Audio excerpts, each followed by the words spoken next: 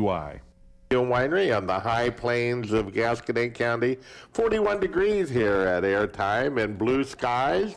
A few cirrus clouds hanging around, but what a beautiful couple of days we had. So much better than the last 2 weeks, from my standpoint anyway. The snow is all gone here, and finding some traces of mud around, of course, but you know, that's all okay as long as we're not, you know, sub-zero weather. And that always creates challenges around the farm. There's no question. But we're glad to be through that, and we're looking very forward to a spring. Of course, we got to have, you know, some winters, and sometimes the hard winters to set back, you know, some of Mother Nature's, you know, bugs and critters that are out there. And really, as I was feeding and calving this week, the late to mid 70s come back to mind here.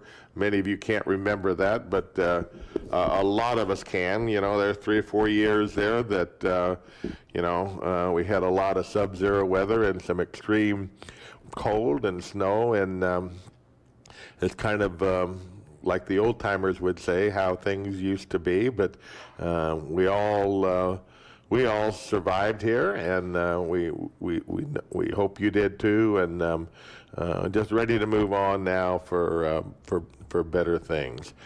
Hey, it's good to have you along here on KTUI 1560 AM, 94.1 FM, or possibly you're watching us on Facebook this morning. We have a guest here, a first-time guest from the USDA. Hannah Heinz is with us, and Hannah is just completing her training. She's going to be the new Executive County Director.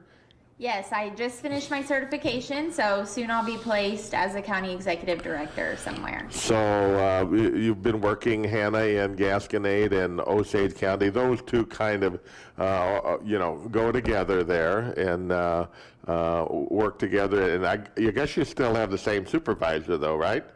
Yes, so I am at Osage Mary's in Gasconade right now, and Kate Gerleman is our district director, so she would be our direct supervisor. I got to see Kate briefly last week, and she looked good. She said she's enjoying, you know, still enjoying, you know, her new position and getting out a lot. But, you know, a lot of you guys have kind of had to do some work from home too because of the COVID, and been somewhat disruptive to you also. And what a year this has been. Yes, you can say that again. Kate's been very busy with, you know, with all these counties that she's covering, and luckily with you know, with the COVID-19 environment, I think it forced us to be a little bit more creative and get into some new technology, and we've been very fortunate to have things to get us signatures easier from producers, and to reach out electronically so that, you know, so that we can keep everyone safe and follow policy. So, you know, there's a lot of policy changes and a lot of different changes have been made from COVID, and you know, through every business sector, you know, that are there. I mean, our business and agriculture, of course, and your business working from home, more telecommunications and more technology to utilize things. And, you know, some of that is challenging, but, you know, Hannah, I think there's a lot of good changes that have also Yes. come out of this. You know, and the electronic signatures is an important thing, you know? yes, yeah, I think it's made it easier on some people to be able to sign from their phone. That's pretty handy, you know, to not have to come into the office. So It is, and you know, farmers don't necessarily like to go to the office and do paperwork anyway, if you know, most of them. yeah, especially when it's starting to get days like this where you get a little bit of sunshine and warm weather and they're busy. So Then you're ready. But now, people should have hopefully had time to think about and plan. This is the time of year that typical not only grain farmers, but most farmers, whether they're cattle or, you know, or hogs or livestock, this is the time of year when you sit down and a lot of taxes are done, and a lot of those bookwork from the year end are done. So you sit down and you spend time with those numbers, and reevaluate where, they are or where you are, and, set new goals in regard to what you want to do, and make decisions on where you go. So we need that cold weather time, I guess, also to study our numbers and see what's going on. But what an unbelievable year that we have just went through. I mean, the paradigm changes in agriculture are huge, and what a challenge it is. We had a discussion, Hannah, the other night, sitting right in here with, some people that, or our customers that, kind of ask about, agriculture and, the government and, why the involvement in it. Well, there's a lot here, Hannah, as you know, Yes, and a lot into play. dealing with these commodities, that, have very little flexibility in storage, very little flexibility in, what the supply and demand is, because, their life cycle is very, very short. It's not like mining gold or oil that sit there for millions of years, and you produce what you need to do. I mean, this is living things that you deal with, and trying to keep a static, supply and demand, and keep that fluid to keep the marketplace, at the right levels, is an unbelievable challenge, especially when we just went through this last year that had packing plants closed and cattle backed up and the price down, and then some skyrocketing, some down. It's just nuts. And then we're dealing with the China and a lot of the exports and those particular things that has had a lot of ups and downs, and some of them political, some of them geopolitical, but a lot of them are just related to the COVID in regard to a lot of the supply and demand issues that are there. I mean, you think about grain, for instance. You used to think, well, it's only it's mostly food and our livestock food, but you think of how much we're using for energy now, and a whole lot of other matrix, plastic and those things. There's not a given anymore. Yeah, there's a huge market for your byproducts as well, and that has a big effect on the markets. And it's amazing to see, when those grain prices and those cattle prices fluctuate, how much of a difference that makes for you as producers out there on your input prices, and fertilizer prices are looking to go up. So that it's definitely been an outstanding year, and there's just been a lot of changes. So that makes your job challenging, not only dealing with farmers, but dealing with the marketplace and trying to be in that loop, that helps meet the goals that everyone has to keep that market, pretty steady, because of all the issues that are there. And that's why an intricate working relationship between, agriculture and the government is necessary. And nothing, no disrespect to you or your department, but most farmers would rather just go out there and plow from fence to fence and run however many cows or do whatever they want to do. And there's a lot of freedoms to do that, but the bottom line of it is that I think we would all put ourselves out of business. You know what I'm saying? If we wouldn't have something there, what I'm saying, to help us, keep an even flow to the market and keep production at an even, or somewhat of an even situation, it would be difficult. Right, of course. And, at the Farm Service Agency, we want to help you conserve your resources, and we're also out there to provide those benefits for times like this year when there's been so many changes, and we've had those fluctuations. We recently just finished with the Coronavirus Food Assistance Program, which was a huge opportunity for farmers to take advantage of the benefit of grain benefits as well as livestock, so that they could regulate their farm income a little bit more and deal with this pandemic a little bit easier on their side of things. the cattle were used to kind of, the cow-calf was kind of immune, to some degree to any, regulation, and they are any government subsidies. But, what has happened this last year is that the government felt that they had, and I concur, that they had to help out, some cow-calf producers in regard to what they were doing, because, most people don't realize we finish, cattle out, but it takes a long, long time to establish a cow herd and get that, and the amount of dollars it takes if we lose. Missouri had about 2 million cows. If you lose, 10 or 20% of those because of economic situations, it's years and years and years that you spend to build those numbers back. Right. And, speaking to our cattle producers, of course, like I said, we just finished with that coronavirus food assistance program. But something else that we have out there is called the Livestock Indemnity program. And you'll commonly hear that called LIP. And especially with the recent weather, with those freezing temperatures, this program offers financial benefits to people who have lost livestock due to that cold weather. And it's a great way to recoup some of that money and deal with these financial issues that you have when you have serious weather like this.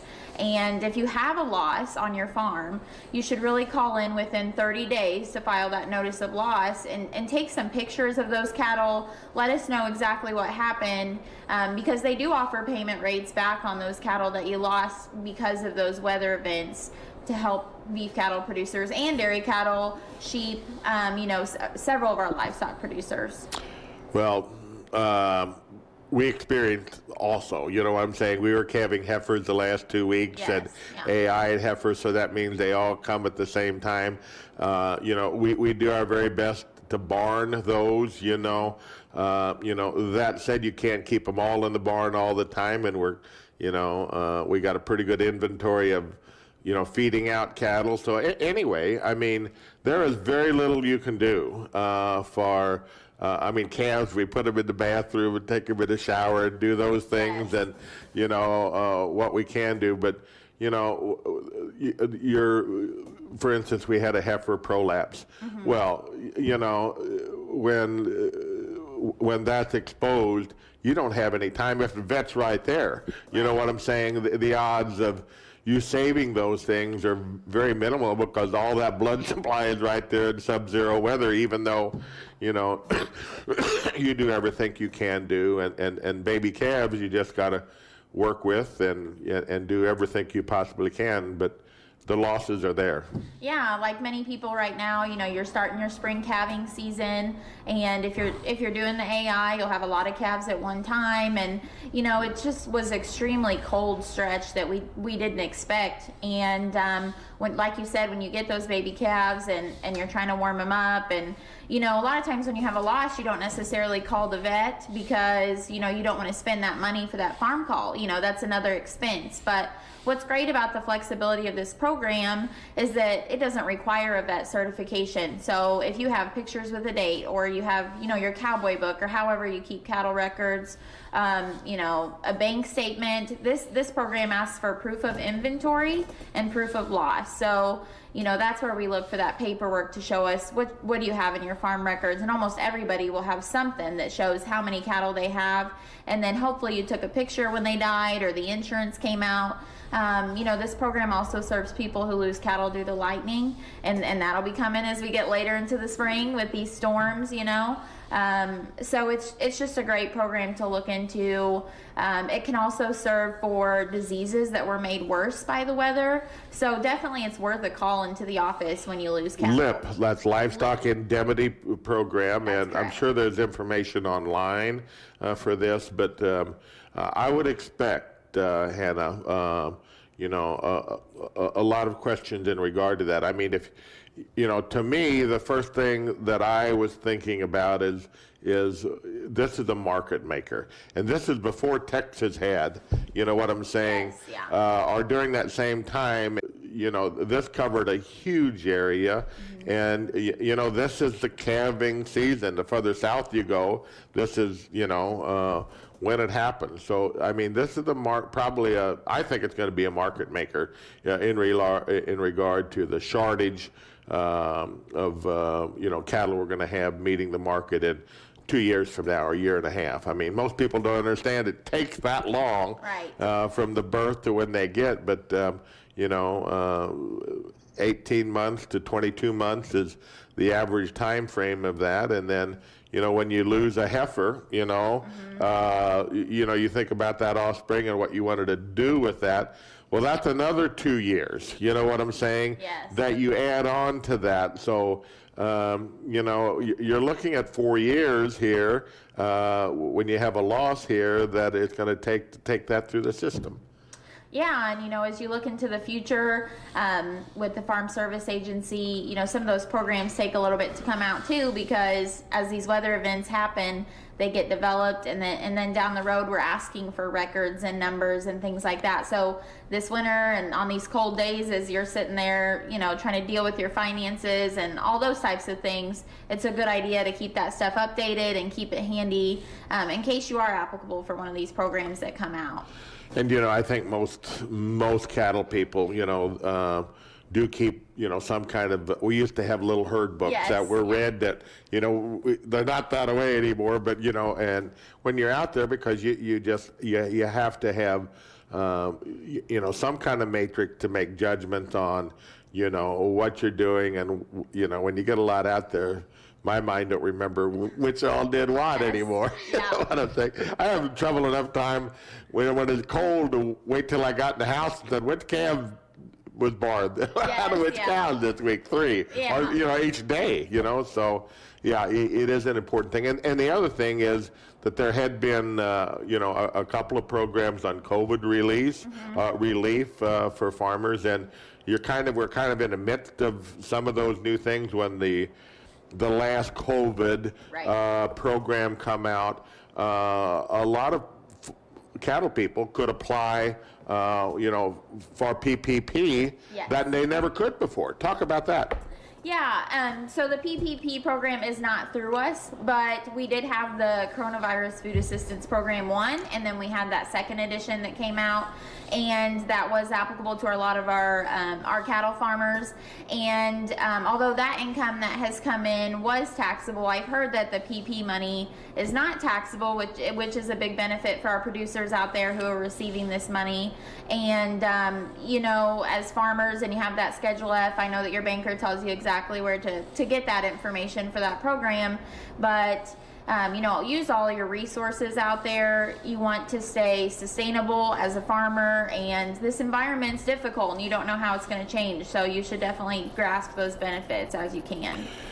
It is, with all the other factors, such as weather that agriculture deals with, and none of us particularly love that portion of it, but if you want to be sustainable, it is very, very difficult, because if you're blessed to be to the economy of size, that you got hundreds and hundreds or thousands and thousands of what you're dealing with,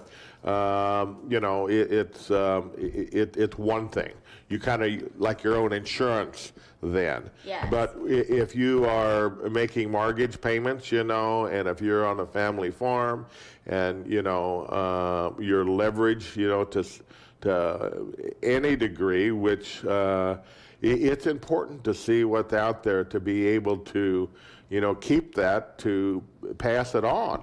That's what most farmers try to do, as is to, work, and then our farm's been in the family, the 7th generation is growing up there. So, and you guys are the same way, so it is important to know what is out there and use them, because once that loss occurs, it's not only you.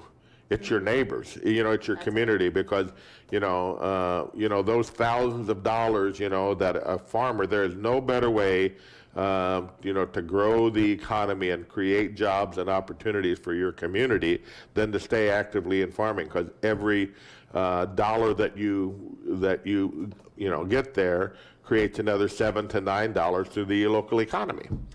That's right. And, you know, as we talk about farmers getting these benefits, I also think about, you know, farmers wanting to reinvest that back into their ground and their properties. And we have some great programs to do that too. You know, the farm loan team, of course, works with people who want to invest in more ground.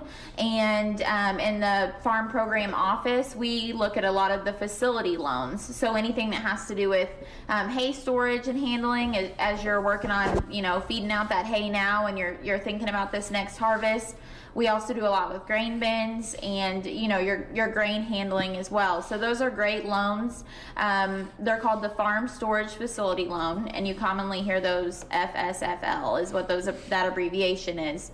And they're very low interest, which is great for our producers. Actually, right now they're all under 1% interest. A really common one that we have is those 7-year loans, and those are right now they are 0.375% interest. So, actually, sorry, that's the 5-year loans. The 7-year loans are 0.75%. But regardless, they're all under 1% interest. And, you know, when you're talking about getting a loan, that's huge. Yeah, if I was only 30 again. Yes, yeah. You'd be making a lot of purchases, right? Well, and you know, you think of what it is, and you know, the hay situation is so fluid. 2 years ago, every bale was fed up everywhere, and last year we're blessed to have a total abundance in it. But you know, the last 2 weeks, the hay piles have shrunk considerably, and you know, I'm kind of a Facebook guy, and you could tell you know, hay is moving right now because of the consumption that that it did. But if you can't keep that hay protected, if you are letting that out in the weather, your losses are tremendous, and you know, the second year is just through the roof. I mean, we're feeding some hay that wasn't of great quality, that was outside, and kind of unrolling it now for the cows to calf on. But it's not impressive at all what happens in that second year, you know, so storage is essential. Yeah, and a lot of people are making changes to their farming operations with these new grazing practices, you know, and we talk about rotating your cattle and cutting down on the scours and the weeds and all those benefits that come with that. You know, you want to keep your hay stored in a good quality too, so that you have that quality feed during the winter. And in the USDA office, we have those sister agencies like the Soil and Water Office and NRCS, and they actually offer a lot of programs as well to build fence and work on those grazing systems. And they're another great resource to call if you're looking to improve that kind of thing on your farm. They are, because those programs increase your capacity. Yes. You know, they have the ability to you know, manage your cattle in a better situation. And you know, we used to run cattle, you know, on our acreage everywhere, and you know, one of the bigger benefits of this, some of these programs are you keep your cattle, or at least you can manage your cattle out of the wooded areas a lot. Yes. And that's not necessarily I mean, we all like trees and we all need them, but you know, the losses in this area on acorns, you know, in an acorn year is pretty extreme a lot of times. If your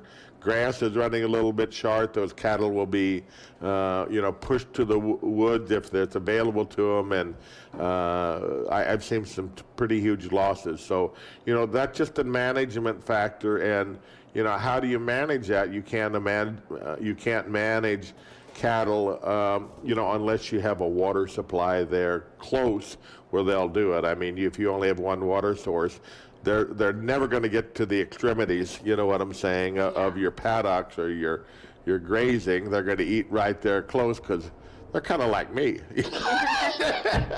Yeah, you know, that's what makes those cost share programs so great, is they help you with that funding to fence out that timber and to put those waters in, and really you're becoming more efficient on your farm. You can feed more cattle that way.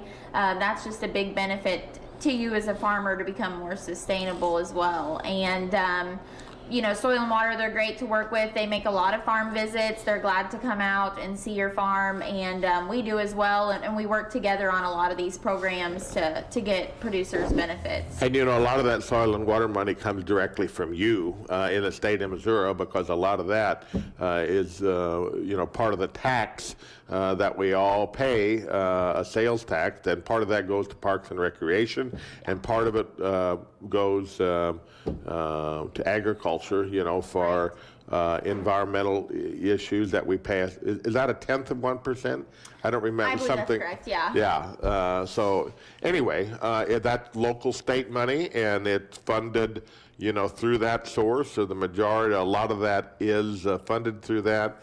You know what? They have a board also that is all controlled, or have a lot of control in regard to their programs and what's accessible and attainable through our county. Yeah, what's unique about our office, I think, is that Soil and Water has their board, and then Farm Service Agency, we have what we call the county committee, and that's made up of our local farmers. And there was just that recent election where people were voted in to serve on that, and so we have that that realistic perspective. Those down-to-earth farmers are in there in the office, and they can see those programs, and they're a great resource for information, and they also help us to make sure that that we are delivering the policy effectively and helping as many farmers as we can in the community. Let's talk about the grain, side of the equation just a little bit, because notoriously, there have been, that's kind of where it started. Yes. You know what I'm saying?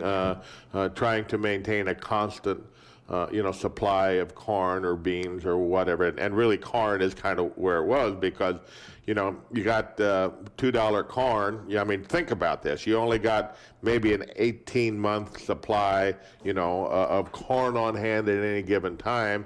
If, you have a huge year and the production is way high, and, you got $2 corn and it's costing the farmer $3, what I'm saying, to do it, without a government program, without some help there, it's going to be out, before that next crop is planted. So this is how it stretches, and how it enables to have a constant supply of grain on hand. And that's why so many of the programs from the USDA, and that, that grain that goes to feed our livestock, that goes to feed our cattle, that goes to, help fuel our cars and do whatever, but we got to have that, Yeah, those grain bins and augers, those are both options on that farm storage facility loan program. So if you find yourself in a spot where you need that storage, that's a great option to use those benefits to get that low interest loan. And in addition to that, we have marketing assistance loans, and that's where you can store that grain, and we can get you some money for your operating expenses in between time, so you can store that and still have enough money for your expenses and then pay us back at a later date. And those are typically 9 to 12 month payoff loans, but they're also a great option if you find yourself having to store a lot of grain. We don't produce any grain, but we buy grain. And just for instance, this year, we start filling our grain with about $4 and change, back in September. And by the time we got the grain bin filled, the last was $5.50 a bushel. So, you look at that on XYZ bushel, you can see, how much this marketplace changes, and how much you need to, and how much storage can help. You could totally pay for grain bin, what I'm saying, in that certain few month period of time, just by being in the marketplace at the right time. Yes, that's the truth. I mean, if you look now, you got $15 beans and $5 corn, and the markets are dramatically high, so that definitely changes when you're going to market your grain, and it's hard to predict when you're going to be able to store and market. And same way with your cattle, it's something that you really got to look around and see when you want to sell, what the market's like, and it's hard to guess when that's going to change. So that's what these benefits for these programs are only going to help you to be able to support yourself during that time when maybe those markets do drop. So it does put a little bit of spark, you know what I'm saying, and Yes. everybody at $15 beans and $5 corn, because it creates opportunity for them. But the machinery dealers, the local, the local supply chain on anything there, increases the fertilizer, the feed, and it all creates more opportunity. So it's where it is, and it takes a little bit of sophistication to hit the markets correct all the time. Yes. Yeah. It's definitely not an easy job. No, but there's help out there also. I don't know how much the USDA gets in it, and but the marketing, if you got this grain at home, what I'm saying, in the bin, it's a lot easier strategy, what I'm saying, to figure out how you want to do this, how you want to use the market, opportunity to sell some of this, in the future situation, or however you want to handle that. Yeah, and just to briefly mention, when we talk about, the price changes in grain, there is that agricultural risk coverage program or price loss coverage program that we have, and you commonly hear it referred to as ARC PLC. And that's for our farmers that have base acres on their farm, which are historically cropped acres. And several farmers in the area have those, and those contracts are actually due on March 15th. So that's an upcoming deadline. If you have those base acres and you choose to do the price loss program, then that can help give you some of those benefits if the price does drop below that amount. So that's another one that a lot of people take advantage of. And I think some people kind of forget about those kind of things. I mean, we haven't raised corns. I haven't raised corn for probably 30 years, but there is still a small base acreage thing there, and they kind of stay with those properties, correct? Yes, yeah. The base stays with those properties, and I know a lot of people are in that situation where they don't necessarily raise the crops anymore, but especially for keeping up with any of those deadlines, and you think you might be able to get those benefits, watch those newsletters or call the office and give us your email, and we can sign you up for the newsletters if you don't get them. We also try to outreach with some text messages and things like that. So if you can call and get us your information, that's the best way for us to get this out to you. Keeping those base acres, though, helps your value of your property, because I mean, the truth of the matter is, a lot of this property is going to change hands, a whole lot right now. In the next 10 years, you think about who owns the ground, and, whether it's family, what I'm saying, or whether it's selling it out of the family. There's a lot of wealth that is going to be changing hands in the next 5 years or so, or 10 years, and having those base acres are an added value, I'm saying, to your property, even if you haven't utilized them. Yeah, they definitely are. And as people come into the office for benefits, we want to tie them to a farm property. So, as we're drawing out all these new farms, which we do pretty often, we look at those base acres and we ask the owner, how they're divided if they sell that property. So they're definitely in value and importance when you're selling or buying a property. So you threw a lot of programs here. Yes, I have. Don't test me out. Okay. But yeah, So when we talked about the programs today, we talked about that Livestock Indemnity program, referred to as LIP, and that's going to help with your weather losses for cattle. And then a couple of our loan programs, which are the farm storage facility loans, very low interest loan rates. That marketing loan, if you're having to store a lot of grain, to help you with those operating expenses in between time. And then in addition to that base acre program, we talk about ARC PLC, and that deadline will be coming up pretty quick. And those all said, there's another very important program for young first-time farmers that are out there and wanting to,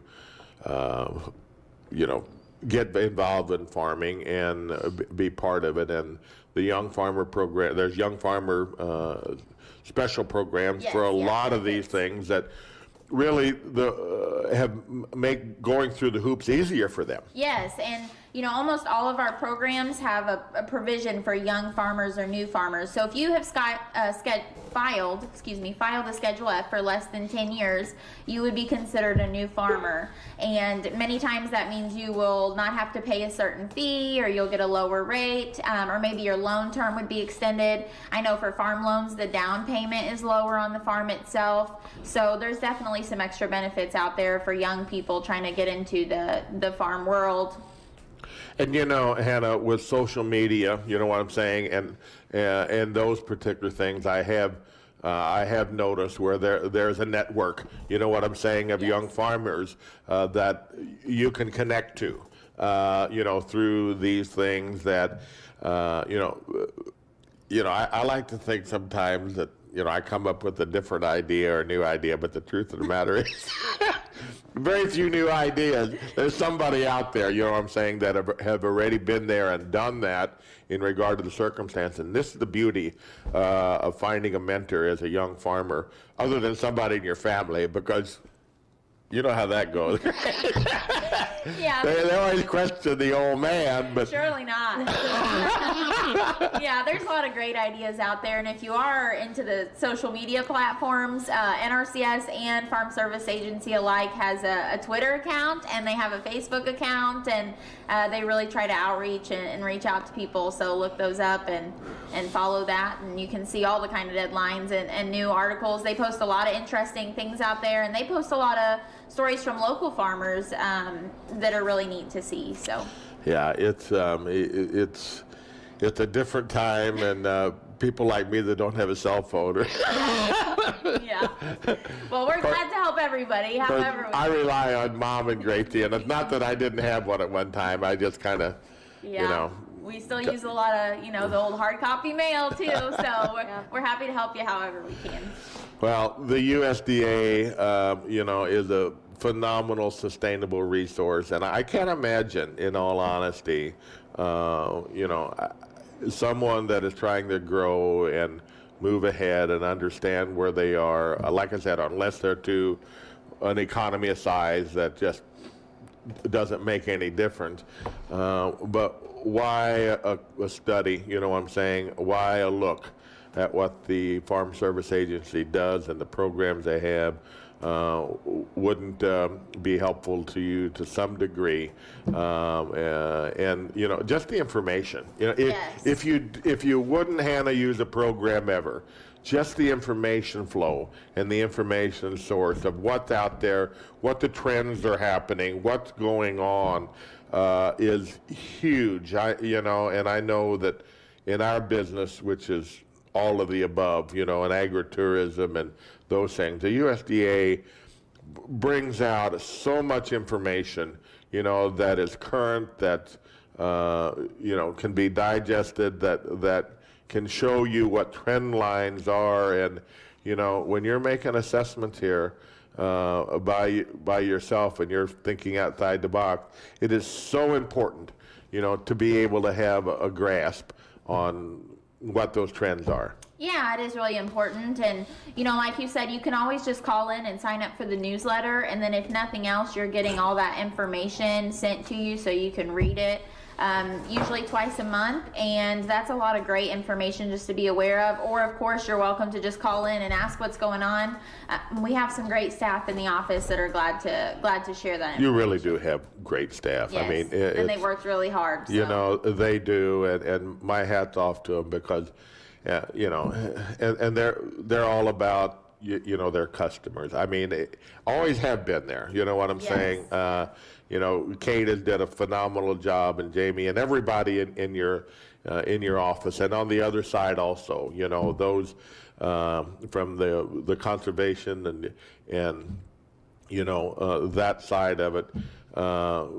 They are just resources that are so important just to throw ideas off of, even if you never use the program.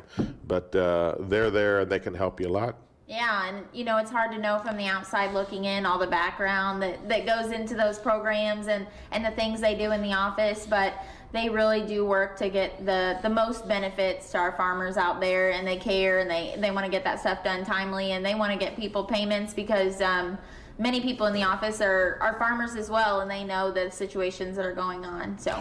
So right now, as far as signups are concerned, are you talking about on the grain side? Is there any deadlines here that they need to look at here? I'm not aware. I mean, because I don't do it, but yeah. So for the farm storage facility loan, it's open all the time. So at any point you can sign up for that for our grain producers. That ARC PLC program is going to be for if you have those base acres on your farm. Okay. So if you're still cropping, of course, you probably do have those, or you could have them even if you're not cropping those grain crops. Planning intentions, do you do anything? I don't know. Do they do anything in regard to what their planning intentions are? Yes, so by July 15th, so here in the summer, we'll ask that you report anything that you've planted. And that's really important because we use that those numbers to make your payments later. So a lot of times, like when a program like the coronavirus program came out, it paid you dollars per acre. And so we have to have that report on file to know what your payment is going to be. In addition, it helps us with county data as far as the crop acreage and things in the county. And it's also going to help us down the road if you are going to get a loan. We can help you figure out how many bushels, how big of a grain bin you might want to get. Or, if we're talking hay, you also want to have your grass reported so that we can talk about, maybe how big of a hay barn you would want, or, any of the programs that come out. It's important to have that, what they call a crop report on file. Yeah, it's a basic inventory, you know what I'm saying, and Yes. a basic, in intention and putting a plan together on, what you're going to do this year, and even looking ahead, because a lot of crop farmers do especially in our part, I maybe shouldn't say this, but if they're not rotating, they maybe should consider it. Yes. Because of the, just the fertilizer benefit, you know what I'm saying, that they Right. can get, corn after beans, or, wheat, or whatever there. And during this whole thing, that's one of the things that surprised me, the wheat market, Yes. which we can used to grow wheat here, but the wheat market has responded favorably as a global situation too, that has maybe put that into an area that may show potential opportunity also. Yeah, and when we talk about, those cover crops you might want to plant, or you're going to spray, those are also cost share programs that Soil and Water has. And when you come in and report your crops, we don't want anyone to be intimidated, whether they farm a lot or a little. We're glad to help everybody. It doesn't, regardless of the size of your farm or what you're growing, it's important to come in and work with us so you can get those benefits. The cover crop situation is something that's come out maybe 3-5 years ago. Yes. Something to that degree. You see areas of the country where it is being utilized, and when we travel a little bit once in a while, you see a lot of areas that it's really used pretty heavily, but you see other areas that maybe not so much, that is there. But, there are, I think it's a program to look at, what I'm saying, because there are absolutely benefits to having something growing on that ground, throughout the year, and using that as green fertilizer, or using that to hold the soil, using that, for a lot of things there that, maybe don't meet, the average eye. Yeah, and last February, Mark Brandt with NRCS, he held a cover crops workshop that was great, and we'd have to see if they had enough interest to have another one, but that was a great workshop where they were able to show all the benefits of having cover crops, and they talked about some no-tillage techniques and things like that to help with soil types. Of course, where you go, your practices are going to be different, and your soil types are different, but they're right here in Owensville and Gasconade County, so they're a great resource to talk to about those types of things, and they held a great workshop for that. So we're talking with Hannah Heinz, who's with USDA Service Center in Owensville and Osage County. yes, the Lynn office. And she just qualified, going to be our new, I'm going to call it CPD because that's what I remember, but that probably ain't the right name for it I'm anyway. pretty close. CPD, County yes, program or whatever. county She's secretary. the boss, or going to be. Correct. You know, I'm saying over those two entities, taking Katie Gerlman's place, who's went on, you know, and is going to be her supervisor. Yeah, well, she's actually, she's the district director, the supervisor, and I haven't been officially placed anywhere yet.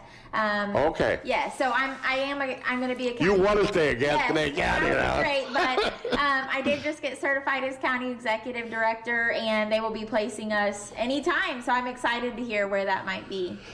Well, you're going to be a great asset, girl. I mean, you've got a handle. You know what I'm saying on what you're doing, and you can tell that you're passionate about it. You can tell that you've grown up. Well, you know, thinking that. about agriculture, and you know, and the Heinzes have indoctrinated you very well. Yes, I have enjoyed Osage Mary's and Gasconade County, helping our producers and meeting so many people, and it's a great place to be. So I'm glad to help here while I am. Of course, Mizzou ag. I have a son graduated from there, and of course, congratulations. that has totally rounded. You know what I'm saying? Yes, and you know, well, they're known for agriculture, and they do a tremendous job. You know, with it. So. You know, it's a great school, and it's a great place to be from. Yes, and they have great resources online, you know, for rental rates and just a lot of education out there as well from the zoo. So. Hannah Heinz. We'll be back with Hannah and maybe recap some of those programs and give some information in regard to where they might be available on the website and how to get a hold of you know, the USDA if you're needing. This is the time. But we're going to start cutting grass pretty soon, Grace, and we won't be thinking necessarily about you know, anything other than that, correct? No more feeding hay, hopefully, after we start cutting grass. Well, Not me, at least. You know, I'll have to compliment you. You know, you and your girl can still unwrap bales pretty daggum well, you know. Yep. Yeah, you know, them boots are getting heavier, though, They ain't are. they? Yes, they are. That is for sure. So, Grace, why don't you get us up to speed? What else is maybe going on in our neck of the woods this weekend? And we'll get back then here on KTUI 1560 AM, 94.1 FM, or possibly you're watching on Facebook Live. We'll get back to Hannah and recoup a little what we talked about, but get us in the mood for the weekend because the weather is here. It's awesome. It is great. And, you know, 62 degrees on Saturday. So let's fertilize. Yeah. Already did that a little bit, didn't you? I have been. Can you know, I've been putting a little turkey enhancer out there, you know? Yep. Alrighty, this Sunday is the St. James UCC at Charlotte Polar Bear Barbecue. They will be serving from noon until 2 or sold out. It is carry out only. We will be having barbecue brats, pork steaks, coleslaw, potato salad, and baked beans. And I can guarantee that, you know, that food will be well sampled. Yes, it will be. We're going to cook here at the White Mule to start with, you know, because we're kind of set up to do that in the morning, but you can pick it up at church. You know, it'll be good. Bratwurst and pork steaks, Pork right? steaks, yep. So put that down for Sunday, and it won't quite be polar bear, but, you know, you'll be able to maybe... Last weekend would have been polar bear barbecue. That's true. The Rosebud Emmanuel Lutheran Church is having a whole hog sausage dinner, all you can eat. March 6th, they will be serving from 11 until 3. That is at the Rosebud Emmanuel Lutheran School basement, and it'll be drive-through only, $10 per plate, and everyone is welcome.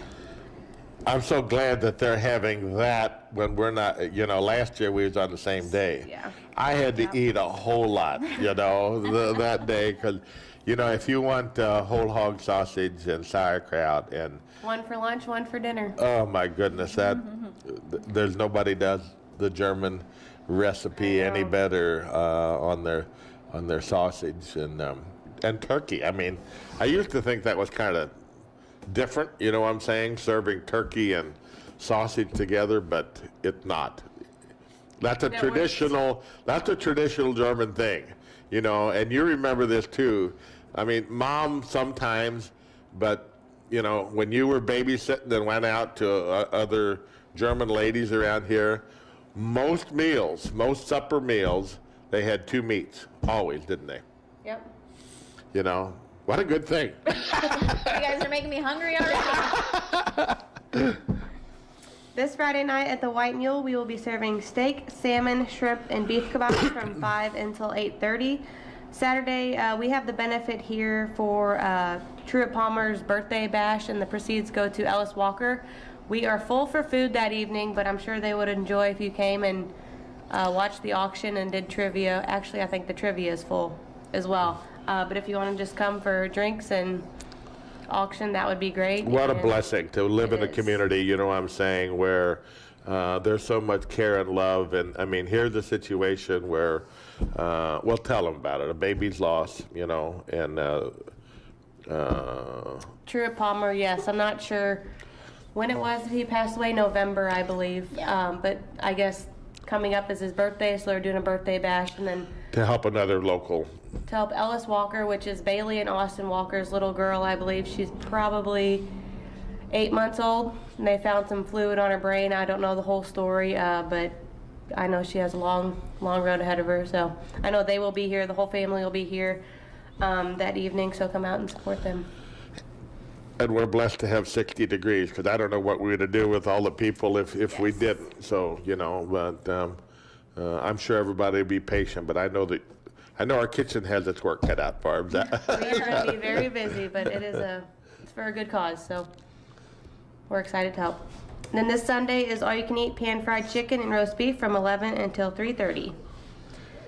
And one personal note, is that's all we have? One personal note, my sympathy goes out to the Altamar family. Marge passed away night before last, and what a wonderful lady, what a wonderful time that we always had. Roger and I have been close forever, and Rick and Rhea, and you know, she goes to join Floyd and Otto, you know, and in heaven, and what a family, what a wonderful, wonderful family. And I talked with Roger this morning, and it's just so inspiring to me, you know what I'm saying, to see family to that degree. She's been in a nursing home for over a year, and family was her core, what she always did and how she did it. Wasn't able to see them, but that family had been there virtually every day, you know what I'm saying, seeing her through the window or whatever, and you know, what a legacy, you know what I'm saying. She wrought a wonderful family, and God bless all of them, and we'll be thinking about them as the days come ahead here. So, Hannah, you're good at what you do. I want you to know that. I'm gonna. Thank you. I appreciate it. You know, I enjoyed listening about the community things that are going on. This community is just so supportive. And, you know, just looking around on social media, you see how many families are in people's prayers and the donations and the benefits. And it's just wonderful to be in a community like that. You don't get any better than that. Yeah. So maybe some contact information on how, maybe the website or something. Yeah, so farmers.gov, Gov, is a great website for all our program resources, and you can find those interest rates, those types of things. The local Owensville office, easy to find, right next to McDonald's. Their phone number is 573-437-4131. And then the Lynn office, it's also really easy to find right by the tractor dealership. So close by, you can go shopping and then stop in. And that office is actually closed. You don't think us farmers really do that? Go down to the USDA and look at machinery on the way? Yeah, seems like every trip we make, we got to stop somewhere for machinery, you know? I usually stop through Mount Sterling just to drive through the parking lot Yeah. when I go to Jeff City. Take the scenic route. I don't think we take the straight route to go anywhere. I'll tell you that much. So, yeah, that office is right there, and it's actually not open inside to the public, but we've been going outside to help you in the parking lot. This is a nice week to do it with the weather. So, and of course, you can always call and email that office as well. And it is 897-2138. And so both of those offices are glad to help you. Well, Hannah, good to have you here at the Yes. White Mule. You're invited back. Thank you for having me. At any time, and we usually do this quarterly or something like that. So if you're as things go, or if you need this media, what I'm saying, on Yes, any yeah. program, Appreciate it's open to you. I think it's an excellent thing that people need to follow and know about. And thank you for what you do. Tell everybody at the office, thanks for what they do. I definitely will. Because you guys have been through a lot, and especially that you haven't been able to really do this face-to-face kind of stuff. Yeah. I can't imagine that. You know what I'm saying? Yes, the environment has changed, and we've become more creative, and there's a heavy workload with all these programs out, but we're just so glad that there's opportunities out there for people to get benefits. So, Hannah Heinz, USDA executive. yeah, I'm about to be a county executive director, so I just finished my certification, and I'm excited for that. Good to have you. Thank you, I appreciate it. And even better to have you as an audience. Thank you for being here today. Next week, good Lord willing, we will be back and talk more about spring for sure, and whatever else Gracie can put together here this week. So God bless you. Have a good weekend. Don't forget about the benefit, coming up here. Make plans, because we've been through a lot the last year and the last 2 weeks. So time to go out and maybe enjoy a little bit. And we are thankful that the COVID, what I'm saying, we hope and pray that it has peaked out and that we're on the mend here, and that's all good news. Great for you to be along, and God bless you. We'll see you next week. YouTube, Pluto, Zumo, Apple TV, and more. There's a reason 30 million Americans watch Newsmax TV all the time. Check it out today. Newsmax is real news for real people. A top Republican House member criticized an attempt by House Democrats to pressure television carriers to deplatform conservative news channels. Ranking member Kathy McMorris Rogers, Republican from Washington, expressed her concerns regarding letters sent by Democrats to 12 cable, satellite, and streaming companies. The